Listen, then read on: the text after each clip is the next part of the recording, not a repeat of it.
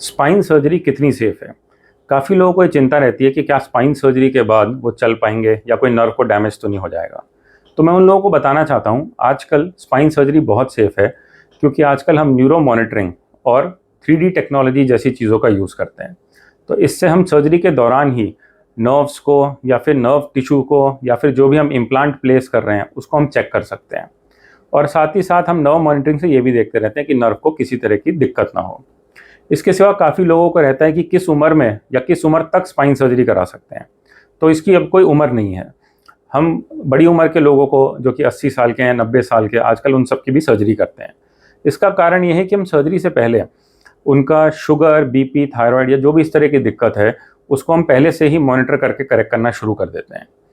तो अगर आप सर्जरी के लिए एडमिट हो रहे हैं तो एक दिन पहले ही हम एडमिट करके शुगर, बीपी, थायराइड सब देखते हैं और जो भी नेसेसरी मेडिसिन हैं वो हम शुरू कर देते हैं।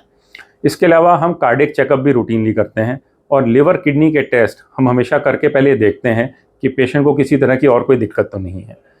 इसके अलावा सर्जरी में हमारे साथ हमेशा सीनियर एनेस्थेटिस्ट रहते हैं, जो कि पेशेंट को सर्जरी के दौरान भी और सर्जरी के बाद भी अपनी निगरानी में रखते हैं और अगर आईसीयू में भी ज़रूरत हो तो सीनियर इंटेंसिविस्ट पेशेंट का ध्यान रखते हैं।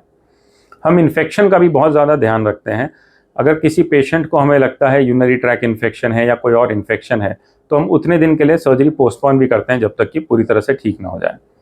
अगर किसी पेशेंट को कोई परसिस्टेंट इन्फेक्शन है या कोई भी डाउट है तो हम सर्जरी से पहले भी जब पेशेंट को एडमिट करते हैं तब नेज़ल स्वैब या यूरिनरी कल्चर करके देखते हैं और जो भी रिक्वायर्ड एंटीबायोटिक होती है फिर हम उसी तरह से देते हैं। इसके अलावा सर्जरी के बाद किसी तरह का ब्लड क्लॉट या पल्मोनरी एम्बोलिज्म जैसी चीज़ें ना हो, उसके लिए हम पहले से ही पेशेंट को सर्जरी के बाद डीवीटी पंप देते हैं, सर्जरी के अगले दिन ही चलाते हैं और अगर ज़रूरत रहती है तो सर्जरी के बाद हम ब्लड थिनर थेरेपी घर के लिए भी देते हैं। काफ़ी पेशेंट्स को ये रहता है कि क्या सर्जरी के बाद उनकी लाइफ नॉर्मल हो पाएगी कि नहीं। इसका जवाब ये है कि जब हम सर्जरी करते हैं, अगर टाइमली स्पाइन की सर्जरी हो जाती है तो पेशेंट की लाइफ अपनी नॉर्मल जगह पे वापस आ जाती है। लेकिन अगर नर्व को परमानेंट डैमेज पहले से ही हो रखा है तो कभी कभी रेयरली सर्जरी के बाद पेशेंट को फ़ायदा नहीं होता, लेकिन ज़्यादातर पेशेंट जो टाइमली आ जाते हैं सर्जरी के लिए वो ठीक भी हो जाते हैं। इसके अलावा भी काफ़ी पेशेंट्स को ये रहता है कि सर्जरी के बाद रिहैबिलिटेशन कैसा रहेगा। तो रिहैबिलिटेशन पेशेंट का नॉर्मली हम पेशेंट को हॉस्पिटल में 1 से 3 दिन के लिए रखते हैं, डिपेंडिंग ऑन कि क्या सर्जरी हुई है। उसके बाद हम ज़्यादातर पेशेंट्स को तो घर भेज देते हैं। सिर्फ स्कोलियोसिस सर्जरी में ऐसा होता है कि हमें पेशेंट को 5 दिन तक हॉस्पिटल में रखना पड़ता है। अदरवाइज पेशेंट को हम चला के पहले दिन या तीसरे दिन के बीच में घर भेज देते हैं।